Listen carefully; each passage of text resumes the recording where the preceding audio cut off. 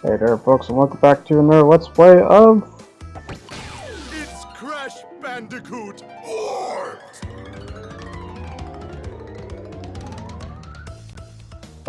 Crash Bandicoot 3 Warped. Which, yep, easily I would say my birth game and also my favorite game. This was technically the first Crash I ever played. Throughout, in terms of saga and stuff. And, oh yeah, fun fact, Cortex only says this once, so I had to splice it a little bit, just to add that little bit, so, in case you're wondering. But, yep, this is what we're doing next, which is Crash Bandicoot 3 Warped. So, yep, we're gonna be doing this as we start right now.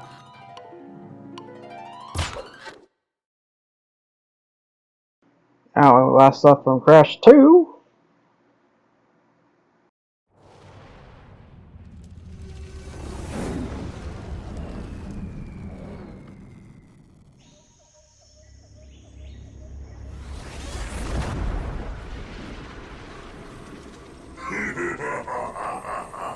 Free at last.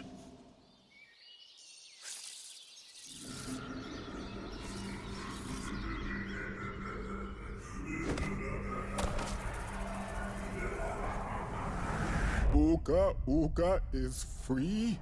No, it cannot be. Evil, great evil has come.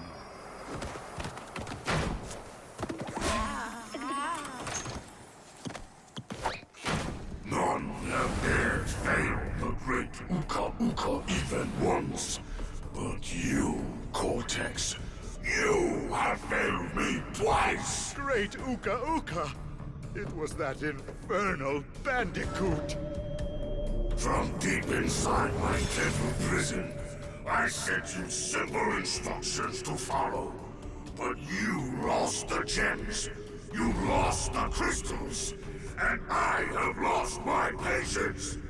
There is now no other power source left on this planet. I know we've had a few unfortunate setbacks. And failed.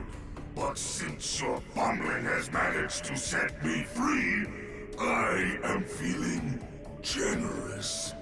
There is still a way to amass the power needed to enslave this miserable planet. And this time, the great Uka Uka will make sure that you do it right. After many eons, my evil twin brother, Uka Uka, has been freed from his underground prison. Long ago, I locked him there to protect the world from his malice.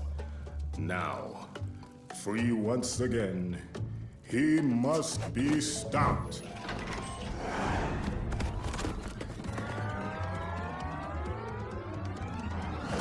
Children, Uka Uka and Cortex plan to use this time-twisting machine to gather crystals that lay scattered across time. I have brought you here to recover the crystals before they do. To open the time portal, simply stand on a button and then jump into the portal. Good luck.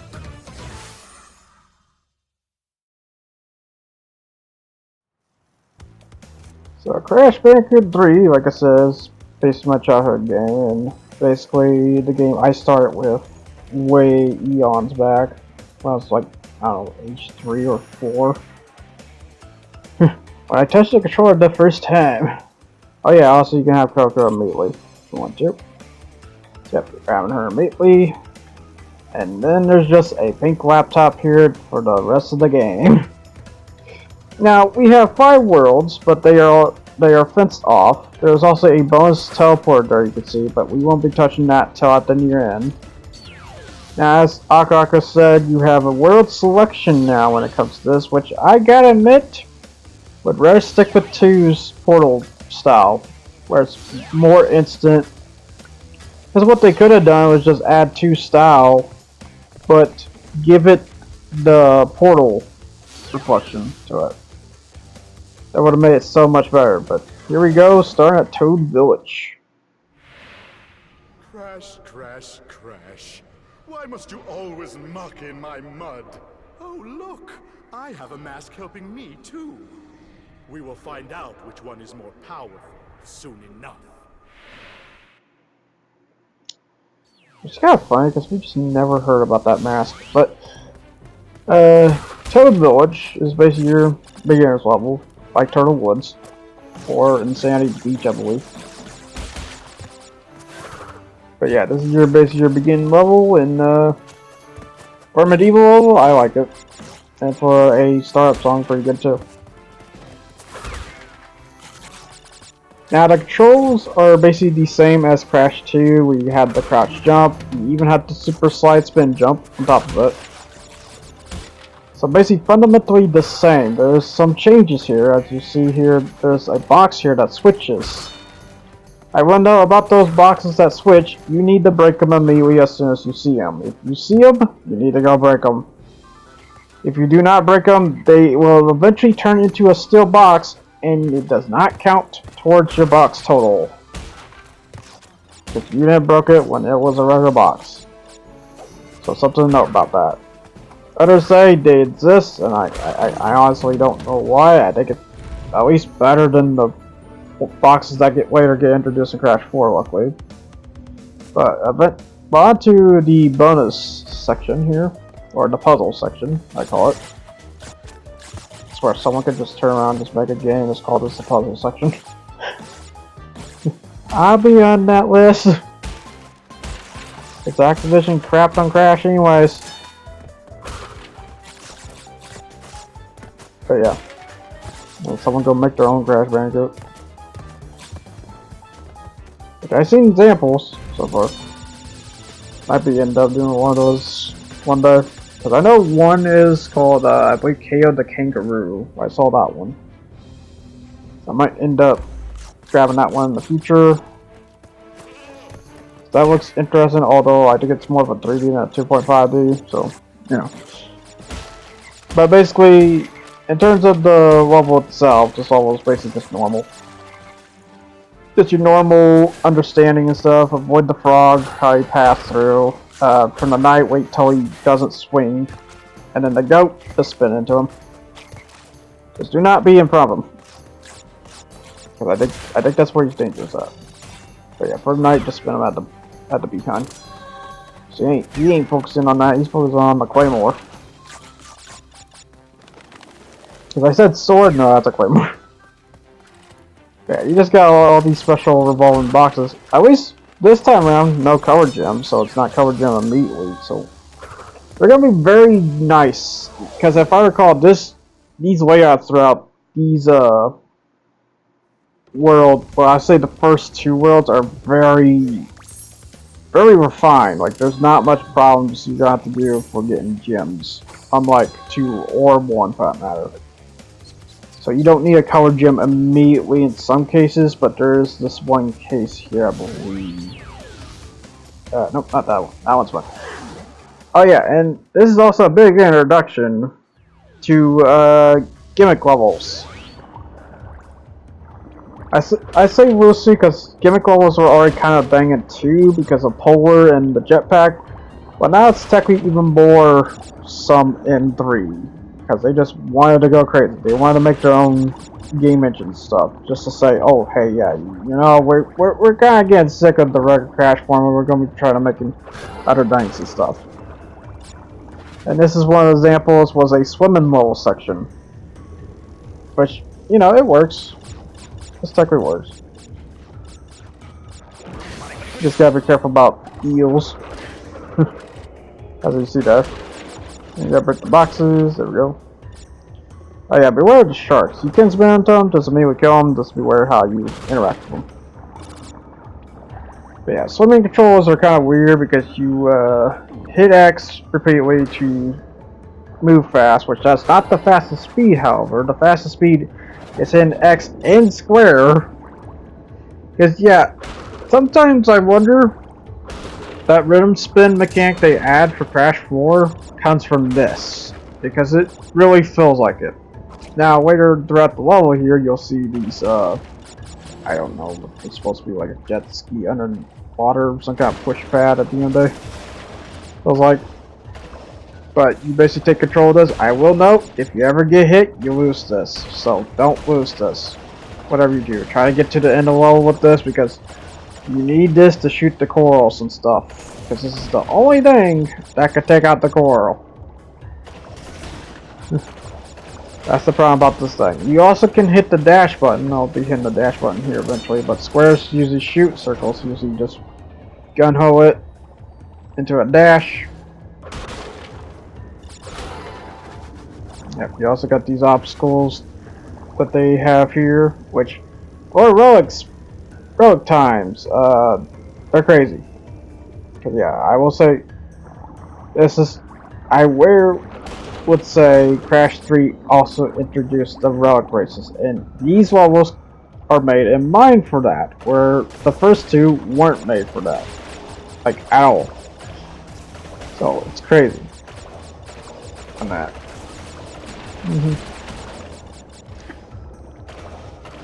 And that's such.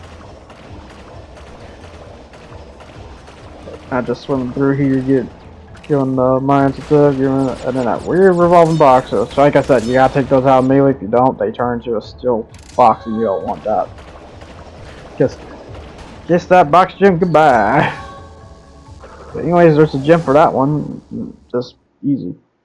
Because yeah, I will say Crash 3 much easier compared to the first two. If anything, I recommend 3 than the first two.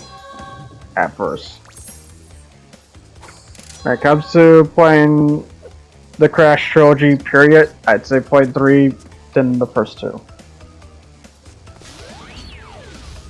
Heck, I might just put that in my top. Just play this one first. But now on to Orient Express, because this is also where Coco is used throughout the game. Which uses weird because she fundamentally gets Crash controls, but back then she did have Crash controls. Because I think they were debating that Crash was very special because the Vortex, or Cortex Vortex gave him the spinning power. And she didn't look like the one that should have that. So she had this whole walking speed stuff, which was, you know, bad.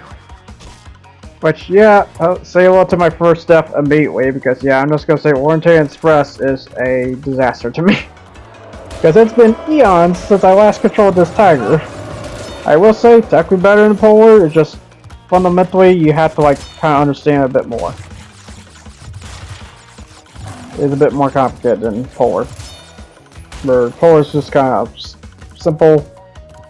This you just kind of have to understand, like, oh, when to charge or when to take these jumps and stuff. Because yeah, this is the biggest error right here, is these split jumps and having to force to do split jumps and stuff. Okay, yeah, we get key. But yeah, Orient Express is a pain in the butt, I must say.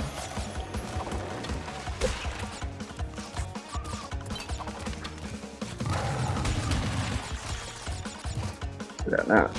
But yeah, because like example, I try to jump over this gap here. I'm jumping more than I should with the run jump. But yeah, 2 run jump, you just hold square, and you'll be causing her to get that iconic tiger roar and go to town. Which yeah, this is just such a pain in the butt to get that jump. That's the third death. Alright, first world. Which I'm not surprised. I will say, when it comes to these gimmick levels, they really are kind of a gimmick. They're like not really that, you know, super fun to do.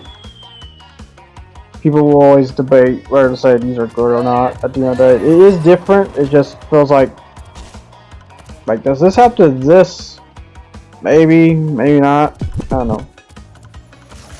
I would say a sort of and such, but yeah. I do find the fur levels kind of just lackluster at the end of the day. Although, I mean, I gotta say, if that's the case, if I'm saying that, then I'm also saying the fur levels are lackluster too. Yeah, kind of, too. They feel like they should just be added within the level instead of out of the level.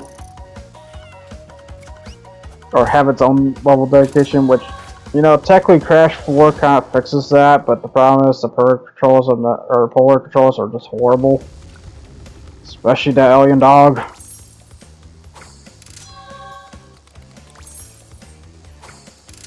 Yeah, Origin Express is done, no. So yeah, like 2 gimmick levels immediately. Yeah, because I think this is what they did to do, like, yeah, because here's the next main level, which is Boneyard. Uka Uka and Cortex want Tiny get crystals and bring them to big Colosseum in Rome. Crash! Leave them for Tiny, or Crash get crushed! Also, yeah, hi bad guy, in other words, Tiny Tiger.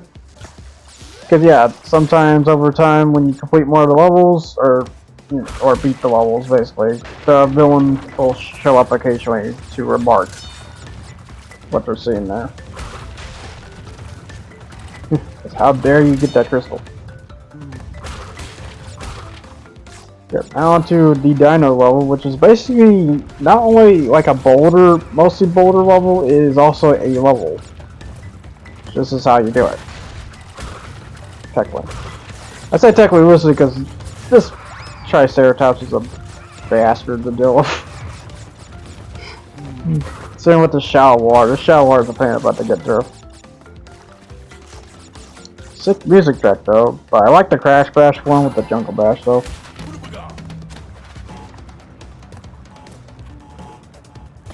Because it's kind of funny because Crash Bash's levels consists of music from either 3 or other Crash games in remix form. You also got this grass here you can spin through, and then you have this swamp guy you just spin. Mostly get him. And you can see that there is a red gem, so we cannot get the gem here. So there is one color gem, but luckily I will say it's just one color gem you have to worry about. Look at that. But yeah, if I had to say like which Crash game's better though, is the difficult part. Because I do like these Crash levels, the problem is I do understand that people don't like the gimmicks though very much.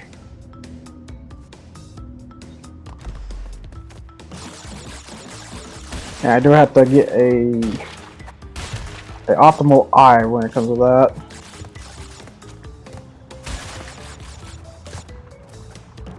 How to say it basically at the end there. Yep, now into the bonus section here once again. Yep, so we need to get the red color gem. We won't be seeing that till like World 3, I believe. But for now, I'm going to just show the first 2 worlds for now. Yeah, these are just relatively short to the next few which is kind of shocking. I thought they were a bit longer than that. No. Nope, it's as normal as they go. So there's this crystal. But yeah, it's kind of interesting. You have to go further back in time to get these crystals now. And then, yeah, the whole time machine stuff on top of it.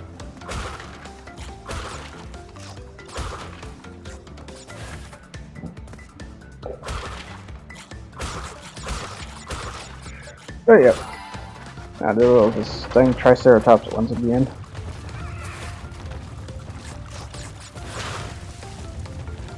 I would say luckily I think we're able to get the box gem though. I think the red gem is just its own dedicated thing, if I recall. So in case you're wondering you can't get the box gem, which I think I just realized I just said we can't get the box gem. I think we can actually. If I recall. Yeah, we can. No. My bad. Anyways. But yeah, I think that was one try. Usually I have to do a couple of tries with the dino levels because that Triceratops is just a pain in the butt to deal with. He is faster than like boulders and bears for that matter. Or at least the bear or boulder will give you leeway. He does not give you leeway. On to the 3rd gimmick level, because yeah, there's 3 gimmick levels compared to the 2 main levels. Which is probably what upsets a lot of people immediately on that. Which I, again, agree to that, and especially what they did here for the remake for this one in particular.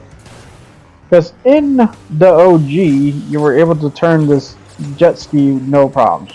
Because in the remake, they decided to make it more pivoting, quote unquote, realism.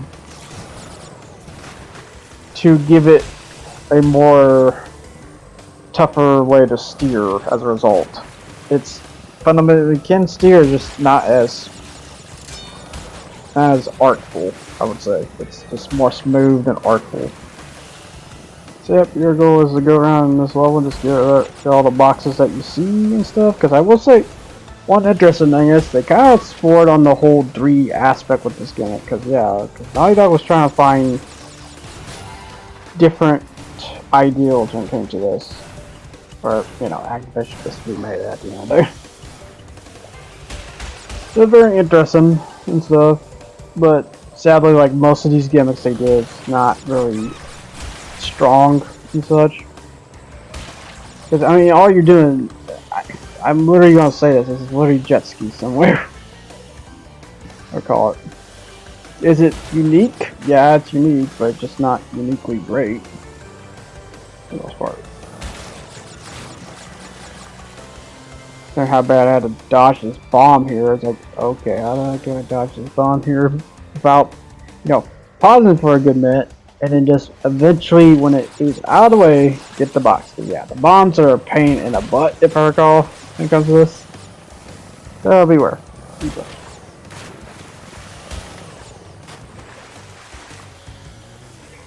Yeah, and considering, I mean, with all these bombs here, we have to just evade just a little bit. Get this box here, and get a couple boxes here. Watch this guy. He will whack you with his battle. If you accidentally crash into him.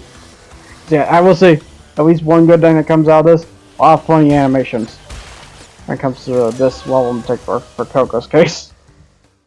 These are probably where the funniest ones are at for Coco. Because she like I said, gets limited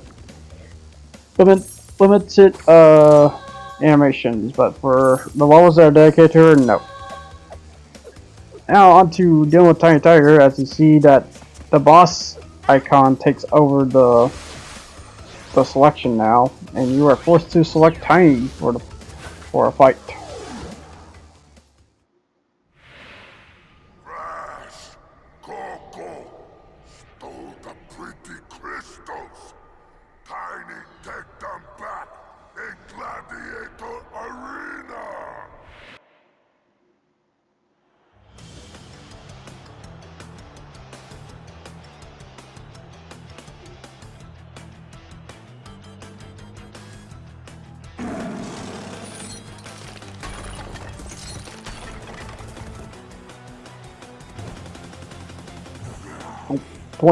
He's pointing.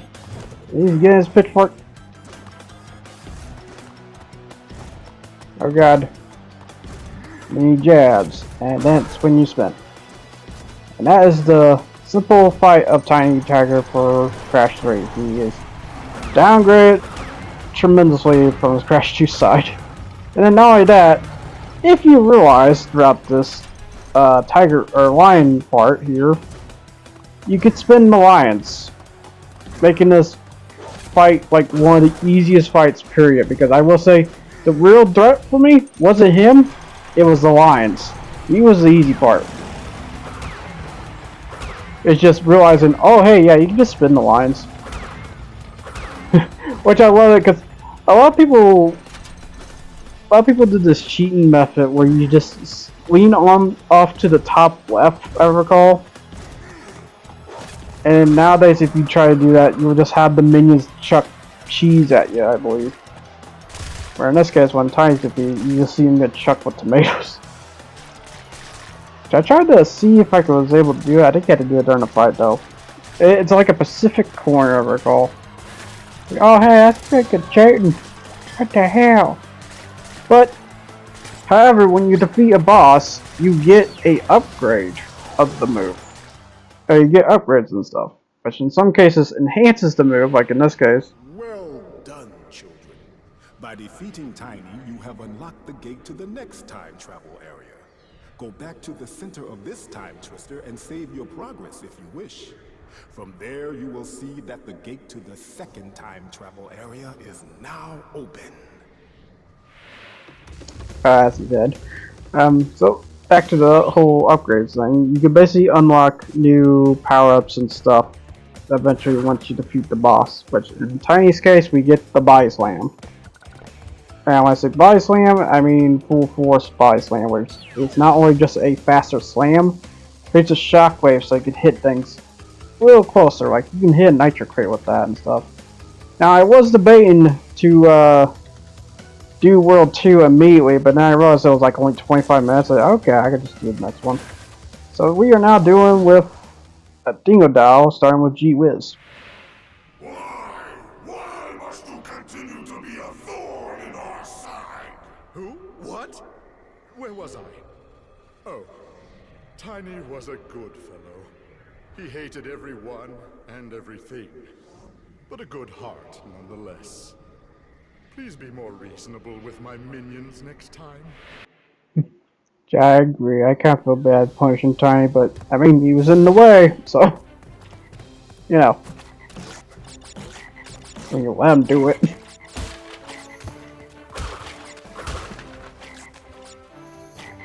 Yep. So now onto Gee Whiz, which is basically essentially the second Toad Village level.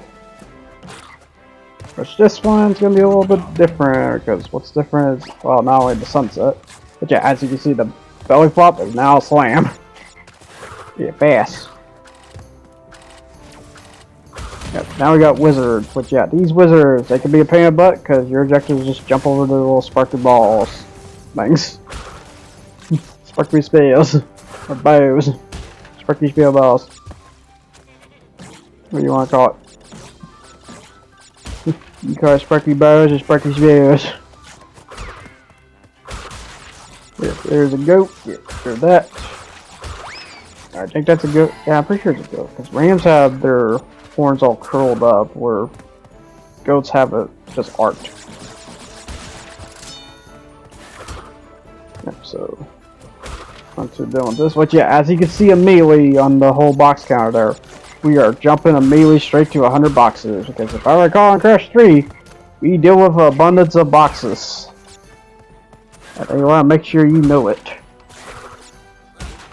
This time around.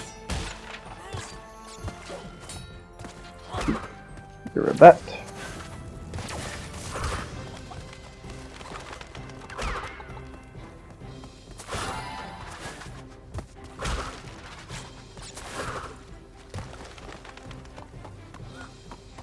Night here. But yeah, 100 boxes this time around, which yeah, I mean majority are probably nitros, but yeah. It is crazy though. Like, here's our invincibility Aku, because when you collect the Akus, you go invincibility mode. Run like a madman.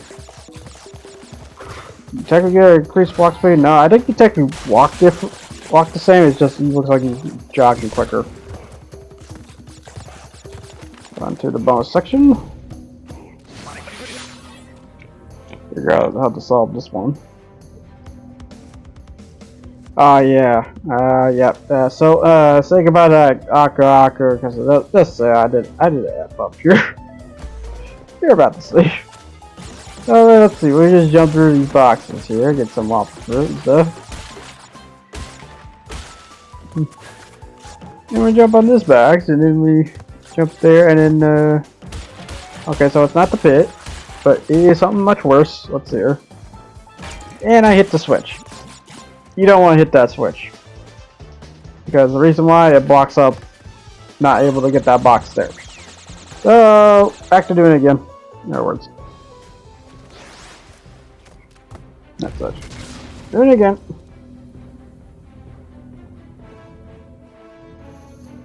Oh, so yeah, it's fine. 68 boxes out of 100. It was just one off. One off. If I smacked a nitro box, I probably could with the shockwave.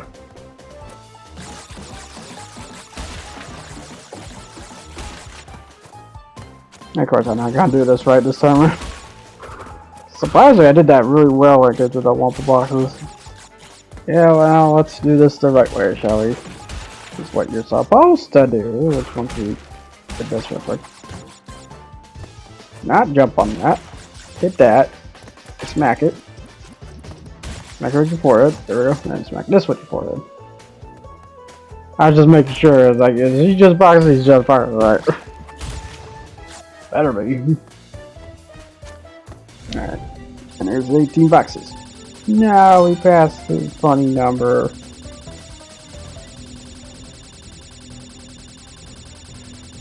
Yep. Oh yeah, I guess I forgot to mention about Orientate Express too. Another big thing to know about Orientate Express. It is one of the levels to do in case you need to get 100 lives, because I do recall even this one being a bit of a butt about getting 100 lives as well. So if you want to know where to get 100 lives, do Orientate Express. Just go back to get main menu or something, and then just like repeat. Because yeah, I will say the live boxes just disappear once you get the live box the first time. Yeah, that's G-Wiz done. Yeah, basically simple. Very simple. There's that one.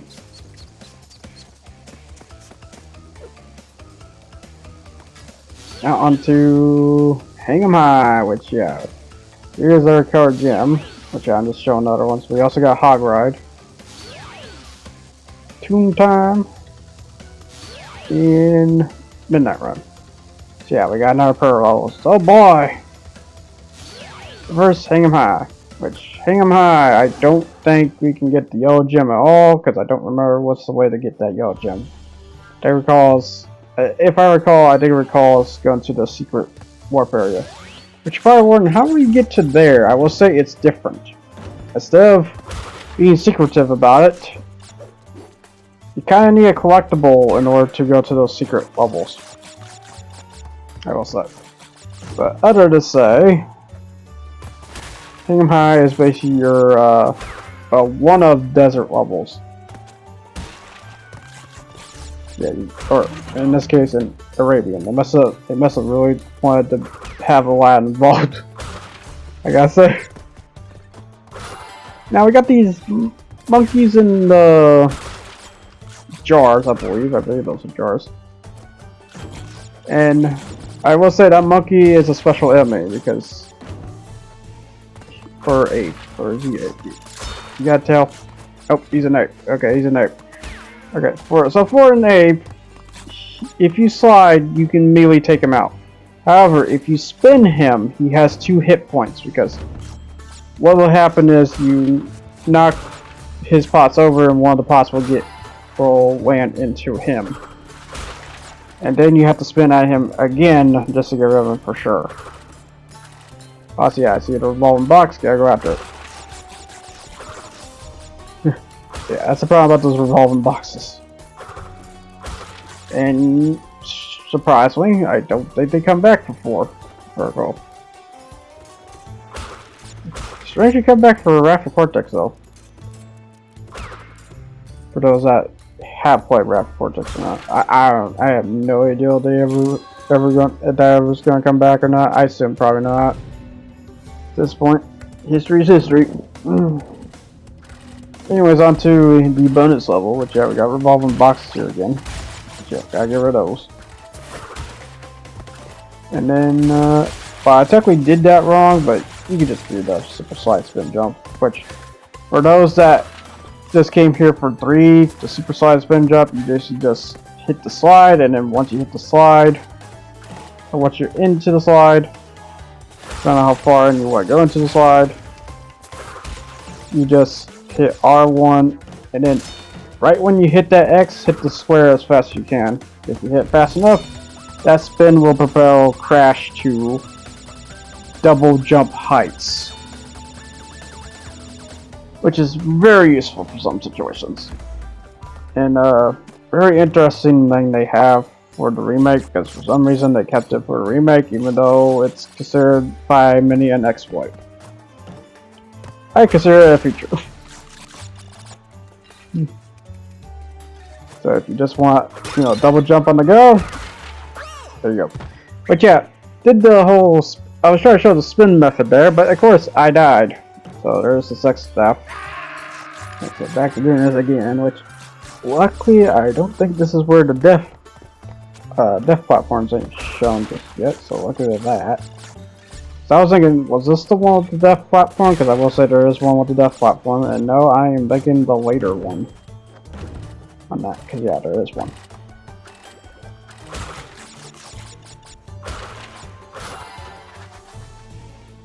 Better not try to jump over this nitro block or just get around it.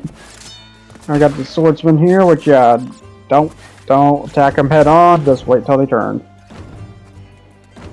Oh yeah, I guess I forgot to mention the guy with the magic carpet. Be careful when facing him, because sometimes he'll just have a chance to just take you. When I say take you, I mean put you in wraps and just seal you in a jar or something. If I recall. Yeah, 96 boxes. That's the anti-number. How dare they? How dare they? That's the anti-sex number. That's a way.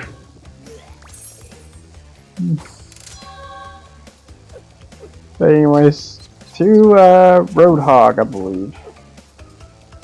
We looked at them for a couple of numbers and not be a dippy. Yep, Hog Ride. So, speaking of terrible gimmicks, how much you like about on-rail bike ride? You don't like it?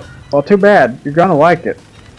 Which, so you probably noticed there at the start that I got a boost. Because a lot of people who probably have done this event probably didn't know there was a boost feature.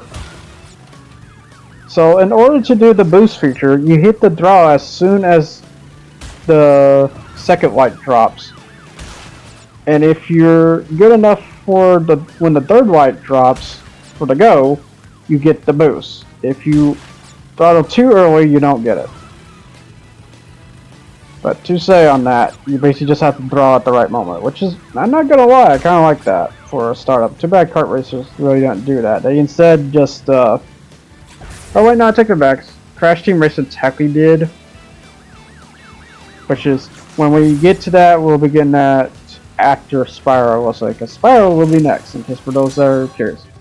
But yeah, that's Hog Ride right there, because your goal is basically just get there as quick as you can. Which, not fun for the next one, because yeah, while I did first try for that, I'm just gonna say the other one was a disaster. And you know which one I'm talking about, because we are talking about the Pacific World 3 one. That one sucks, I will say. Stuff. Sucks so bad. And now on to Tomb Time. By the way, this is when I realized, oh yeah. G'day, mate. Dingledile's the name. And Uka and Cortex gave me orders to bring the crystals to them during the Ice Ages. So give me the goods and shove off, or I'll roast yous. So yeah, that's Dingodile back then. And there was an enemy! An enemy! But to say though, then I just realized, oh yeah, I should probably play as Coco. I will say probably in the next episode. Just, I can't believe I did that. Like, oh crap, I forgot to play as Coco. Again, it's so hard to not think on that, and you just want to, you know, go straight to the point.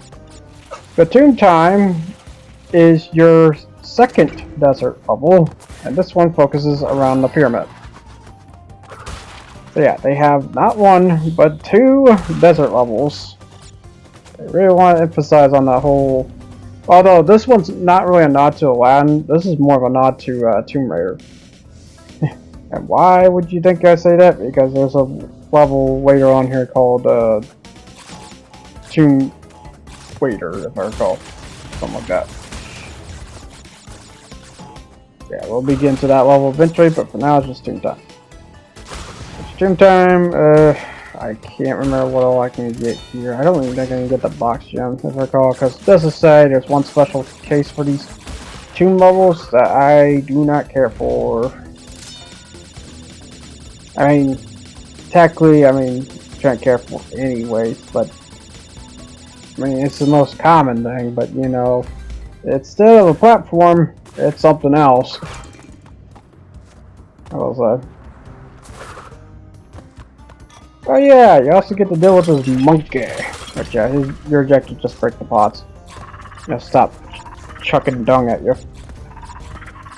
And also, yeah, you can just jump on him for some extra Wampa fruit. I don't know why you would do that. When abuse the ape, abuse the monkey, abuse the monkey. And then we got this switch guy, which he's a threat. Well, he's very well a threat as long as you're not on his side, because otherwise you just stand there next to him. Hey buddy, I kind of need you over there so I could see you with the switch thing. As the saying goes.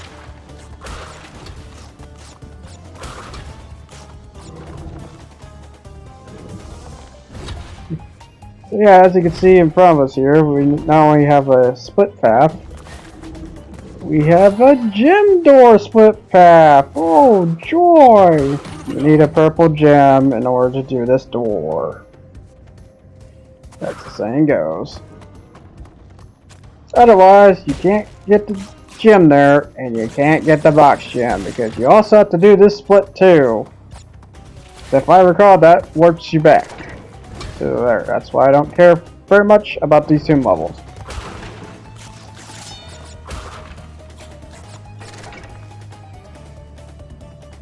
Oh yeah, I do love the writings on the wall, because it does kind of like describe Cortex and his goons and stuff. If you look at it very closely. Well, nope. Oh yeah, and I guess I forgot to mention about these darts. These darts only activate as long as you touch the light. If you avoid the light, you ain't ever seen those. Alright, so now back to the switch man. Hey buddy, as long as you stay over there, I can get— oh crap, he's getting closer. Oh damn it. Oh yeah, and then I realized, oh wait, I need him for the platforms actually to get those boxes. Well, would say that, but you could technically just, you know, go to the switch here. Smack that. There you go. Just be careful though, it gets faster all the time. Not sure why it does that. But there we go. There's 2 boxes, and now we can go. I think I remember just trying to super slide spin jump them for eons back then. Instead of just hitting the switch, which all you have to do is just hit the switch. Everything's so much easier.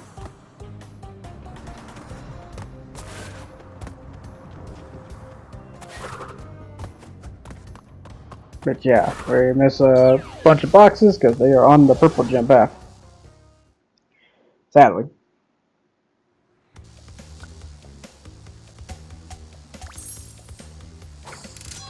Now on to the next one, which I believe the next one here. Oh, alright. Did I make a mistake? Okay, no. Alright, no, okay. Yeah, so now on to Midnight Run. This is the last level, and it's a Coco level. I guess you can count I technically did do Coco since I had levels dedicated to her, but you know. But to Midnight Run, which I hate this Pearl level. Immediately. And the worst part is, I don't think this ain't the last one. I think there's another one.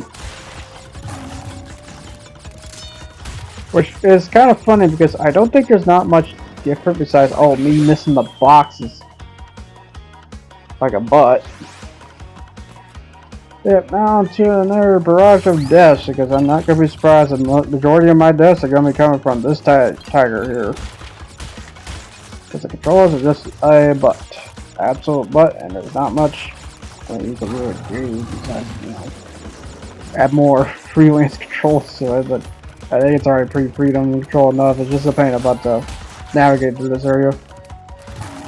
I mean, I kind of do get it though. You're running across the Great Wall of China. Stuff. And that is kind of cool. Problem is, I missed the box there, and we're done. Try again. Oh! That was the fun part of dealing with Midnight Run. Yeah. Or Midnight Run. Rockstar didn't kill it. It would still be a glorious game. But no, they instead, let's just, you know, kill that and just turn that into GTA 5 checkpoint race, because that's basically essentially what GTA 5 checkpoint race is Midnight Run. Was it basically like that? Always like that? Yeah, probably. I mean, certain smugglers run is kind of a similar case.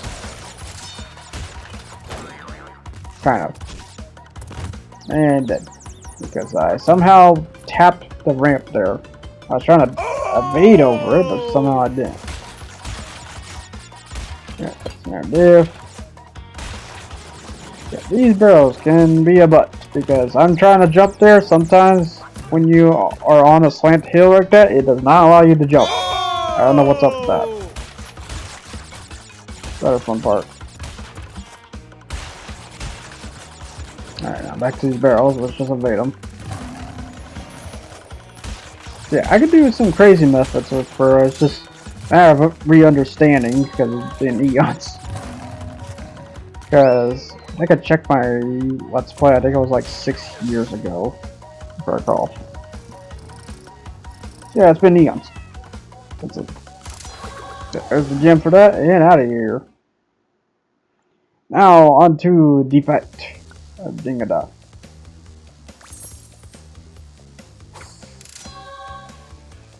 After I spend my crystals and gems first. That would be mine, and that would be mine. God, ooh, crap, I'm coming after fight you. And we are fighting him at the ice place. Right. Now you've gone and done it. Them crystals are mine.